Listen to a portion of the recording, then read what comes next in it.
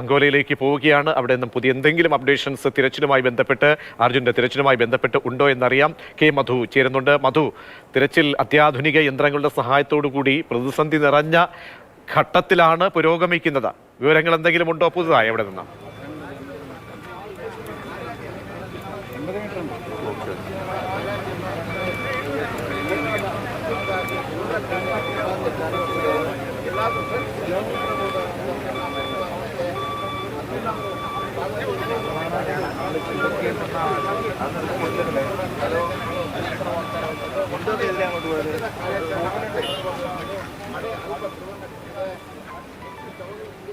Hello,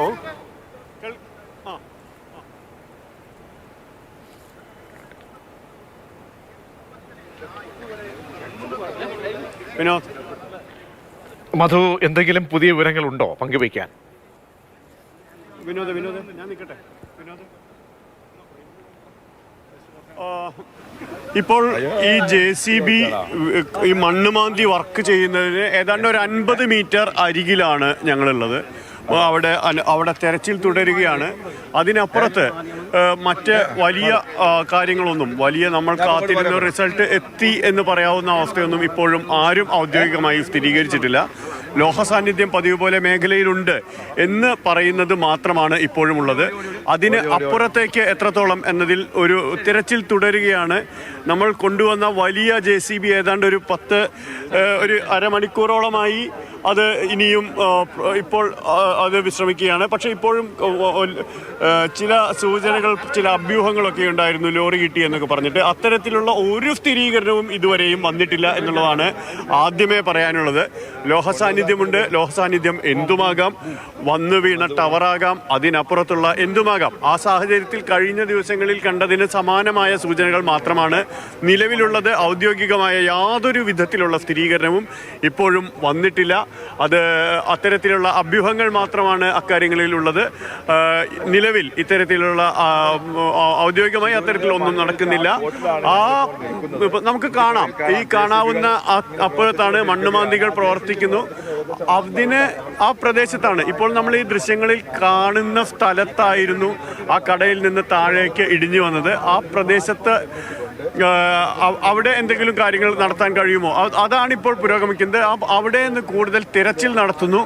അതിനപ്പുറത്ത് കാത്തിരിക്കുന്ന result ഉണ്ടാവുമെങ്കിൽ അത്രയും നല്ലത്. പക്ഷേ നിലവിൽ ഇതുവരെ പ്രജീഷ് അത്തരത്തിലുള്ള വിവരങ്ങളില്ല. വളരെ കാര്യക്ഷമമായ തെരച്ചിൽ. ഇപ്പോൾ ഇതാ വലിയ മണ്ണുമാന്തിയും ഒരു വട്ടം കൂടി പ്രവർത്തിക്കാൻ ആരംഭിക്കുകയാണ്. കൂടുതൽ മണ്ണ് ആ പ്രദേശത്ത് നിന്ന് എടുത്ത് മാറ്റണം. നാം കാണേണ്ടുന്നത് ഒരു ദേശീയപാതയ്ക്ക് ഇപ്പുറത്ത് നദിക്കരയിലുണ്ടായിരുന്ന ആ നദിയെ പൂർണ്ണമായും മറച്ചുകൊണ്ട് ഒരു വലിയ മല ഇപ്പോൾ ഇവിടേക്ക് കടന്ന് വന്ന് ഈ താഴേക്ക് പതിച്ചതാണ്. ആ ദൃശ്യങ്ങളാണ് ഇപ്പോൾ നമ്മൾ നേരിട്ട് കാണുന്നത്. ആ കാഴ്ചയുടെ അതിൻ്റെ ഏറ്റവും തൊട്ടടുത്താണ് ഇപ്പോൾ നമ്മൾ നിൽക്കുന്നത്. തെളിഞ്ഞ കാലാവസ്ഥയാണ്.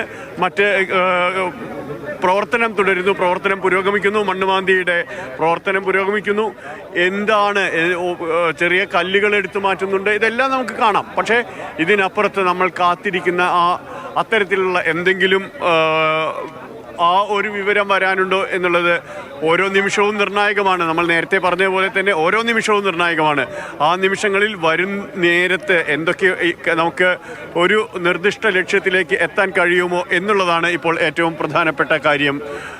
പ്രജീഷ്, മധു സൂചിപ്പിച്ചതുപോലെ തന്നെ ഒരുപാട് പ്രതിസന്ധിയുണ്ട്. മാത്രമല്ല ഈ 20 മീറ്ററോളമാണ് ഇതിൻ്റെ ദൂരം, ഇതിനെ ചെന്നെത്താൻ കഴിയുന്നത്. അപ്പോൾ ഈ ലൊക്കേറ്റ് ചെയ്തിരിക്കുന്ന നാവികസേനയും അല്ലെങ്കിൽ ഇപ്പോൾ റഡാറിലൊക്കെ തന്നെ മറ്റ് സേന നടത്തിയ പരിശോധനയൊക്കെ ഏകദേശം ഒരു അനുമാനത്തിലേക്ക് എത്തുമ്പോൾ അവിടേക്കുള്ള ദൂരം സംബന്ധിച്ച് ഒരുപാട് ആശങ്കയില്ല. കാരണം തുടക്കത്തിൽ തന്നെ അതിൻ്റെ കാര്യശേഷി സംബന്ധിച്ച് പ്രായോഗിക തലത്തിൽ അത് അത്രത്തോളം ആകുന്നില്ല. അങ്ങനെ എന്തൊക്കെ വെല്ലുവിളികൾ ഉണ്ട്. അപ്പോൾ സമാന്തരമായി തന്നെ NDRFിന്റെയും നേവിയുടെയും കരസേനയുടെയൊക്കെ തന്നെ പരിശോധനകൾ മറുഭാഗങ്ങളിലും ഒക്കെ നടക്കുന്നുണ്ടല്ലോ. അധികൃതർ റിപ്പോർട്ട് ചെയ്തിരുന്നത് സാധ്യതയുണ്ടെന്ന് പറഞ്ഞിരുന്നത്. അതിനപ്പുറത്ത് ഏറ്റവും പ്രധാനപ്പെട്ടത് ഇപ്പോൾ ഈ മണ്ണുമാന്തി നിൽക്കുന്നതിന് മറുവശത്തുള്ള പ്രദേശത്താണ് നിലവിൽ മുൻപ് ആ കടയുണ്ടായിരുന്നത്. ആ പ്രദേശത്തിൻ്റെ ഛായ അപ്പാടെ മാറ്റുന്ന വിധത്തിലേക്കാണ് ഈ മല ഇടിഞ്ഞു വന്നത്. ആ ഇടിഞ്ഞു വന്ന മല നേരെ നദിയിലേക്ക് നിലംപൊത്തുന്ന അവസ്ഥയായിരുന്നു. ആ പ്രദേശത്ത് തുടക്കം മുതൽ തന്നെ മുകളിലുള്ള മണ്ണ് നമ്മൾ മാറ്റാൻ ശ്രമിച്ചിരുന്നു. അത് പലയിടത്തും ഈ പ്രദേശത്ത് മുഴുവൻ നമ്മൾ ഇത് ആ വിധത്തിൽ നമുക്ക് കണ്ടാൽ കാര്യങ്ങൾ കുറച്ചുകൂടി എളുപ്പത്തിൽ മനസ്സിലാകുമെന്ന് തോന്നുന്നു പ്രജീഷ്. കാരണം ഒരു കട നിൽക്കുന്നു, ആ ഒറ്റ കടയെ ഈ ഹൈവേയിൽ ഈ പ്രദേശത്തുണ്ടായിരുന്നുള്ളൂ. ഇവിടെ പല വാഹനങ്ങളും വന്ന് നിൽക്കുന്നു. ആ വാഹനങ്ങളിൽ നിന്ന് അവിടെ പെട്ടെന്ന് വലിയ തോതിൽ ഈ മുകളിൽ കാണാവുന്ന അത്ര വിധത്തിൽ അത്രയേറെ മണ്ണും പാറയും വലിയ മരങ്ങളും എല്ലാം ഒറ്റയടിക്ക് നേരെ നിലംപൊത്തുന്ന അവസ്ഥയാണ്. ഇത് ഇപ്പുറത്തുള്ളതുപോലെ തന്നെ ഏതാണ്ട് 90 മീറ്ററിൽ നിൽക്കുന്നൊരവസ്ഥയായിരുന്നു. അപ്പോൾ അതനുസരിച്ച് ചില സ്ഥലങ്ങൾ എവിടെയായിരിക്കും എന്നുള്ളത് ഇപ്പോൾ ചില സ്ഥലങ്ങൾ നമുക്ക് മാർക്ക് ചെയ്തിട്ടുണ്ട്.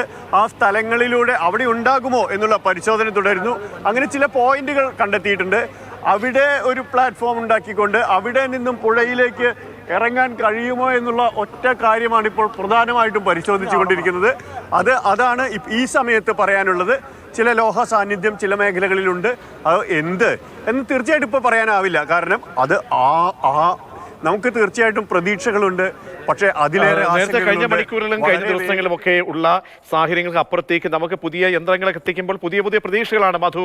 ഈ ഗ്രൗണ്ടിൽ നിന്ന് മധു ഏറ്റവും പുതിയ വിവരങ്ങളും ദൃശ്യങ്ങളുമാണ് ഇപ്പോൾ പ്രേക്ഷകരെ കാണിച്ചുകൊണ്ടിരിക്കുന്നത്. അപ്പോൾ പ്രധാനപ്പെട്ട കാര്യം ഈ ലോഹ സാന്നിധ്യം എന്നൊക്കെ പറയുമ്പോൾ നേരത്തെ നമ്മൾ ഇതൊക്കെ പല അനുമാനങ്ങളായി പ്രതീക്ഷകളായി മുന്നിൽ വന്നു പോയതാണ്. കാരണം അവിടുത്തെ കല്ലുകളുടെയൊക്കെ പ്രത്യേകതകൾ അറിയാം. അങ്ങനെ റഡാറിൽ ഡിറ്റക്ട് ചെയ്യുമ്പോൾ പിന്നീട് നമ്മൾ അവിടേക്ക് അന്വേഷണം പോകുമ്പോൾ പിന്നീട് നമുക്ക് വീണ്ടും ഉത്തരമില്ലാതെ നമുക്ക് ദുഃഖിച്ച് മടങ്ങേണ്ടി വരുന്ന സാഹചര്യമാണ് ഉണ്ടായിരുന്നത്. അങ്ങനെ പ്രതിസന്ധികൾ എത്രത്തോളമുണ്ട്. കാരണം ഈ നദിയുടെ സ്വാഭാവികമായിട്ടുള്ള അതിൻ്റെ വീതി, അവിടേക്ക് ഈ ഒരു ഭൂപ്രകൃതിയുടെ തന്നെ ആ ഷേപ്പ് മാറി മണ്ണ് പതിച്ച ഇടമാണ്. അപ്പോൾ അവിടെ ഉണ്ടാകുന്ന വ്യത്യാസം, അവിടെ ഉണ്ടാകുന്ന മണ്ണിൻ്റെയും ജലത്തിൻ്റെയും ഒക്കെ തന്നെ വെല്ലുവിളികൾ, ഇതൊക്കെ എത്രത്തോളം പ്രധാനപ്പെട്ടതാണ്. മാത്രമല്ല ഉച്ച കഴിഞ്ഞു ഈ ദിവസം 9-ാം നാൾ ദിവസം ഉച്ച കഴിഞ്ഞു 3 മണി ആകാൻ പോകുന്നു.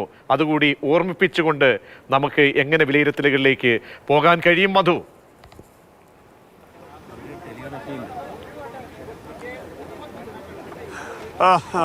ഒൻപതാം നാൾ എന്ന് പറയുമ്പോൾ നമ്മൾ മനസ്സിലാക്കേണ്ടത് ഈ കാണുന്നില്ലേ പ്രതീക്ഷ, ഇത്ര വലിയ ഒരു മൺകൂനകൾ മാറ്റിയെടുക്കണം. ഈ മൺകൂനകൾക്ക് താഴെ ഈ വലിയ മണ്ണട്ടികൾക്ക് ഈ മണ്ണട്ടികളുടെ അടരിന് താഴെയാണ് അവിടെ എന്തെങ്കിലും സാന്നിധ്യമുണ്ടോ എന്നുള്ള പരിശോധന നടത്താൻ പോകുന്നത്. നമ്മൾ കണ്ട് ആ വലിയ യന്ത്രക്കൈ എന്നൊക്കെ പറഞ്ഞ് നമ്മൾ കാണുമ്പോൾ ഇപ്പോൾ തന്നെ നോക്കൂ, ഒരു കയ്യിൽ ചേർത്ത് പിടിച്ച് ആ യന്ത്രക്കുമ്പിളിൽ കോരിയെടുക്കാവുന്ന മണ്ണിന് തീർച്ചയായും വലിയ പരിമിതിയുണ്ട്. അതിൽ പോലും അവിടെ എത്താൻ ഒരുപാട് സമയമുണ്ട്. പക്ഷെ ഇപ്പോൾ നമ്മൾ കാണുന്ന ഒരു പ്രധാനപ്പെട്ട കാര്യം, നേരത്തെ അവർ പറഞ്ഞൊരു പ്രധാനപ്പെട്ട കാര്യം ശ്രദ്ധിച്ചില്ലേ, അത്ര വലിയൊരു ദൂരത്തിലേക്ക് ആഴത്തിലേക്ക് കടന്നു ചെന്ന് പരിശോധിക്കാൻ കഴിയുന്നു.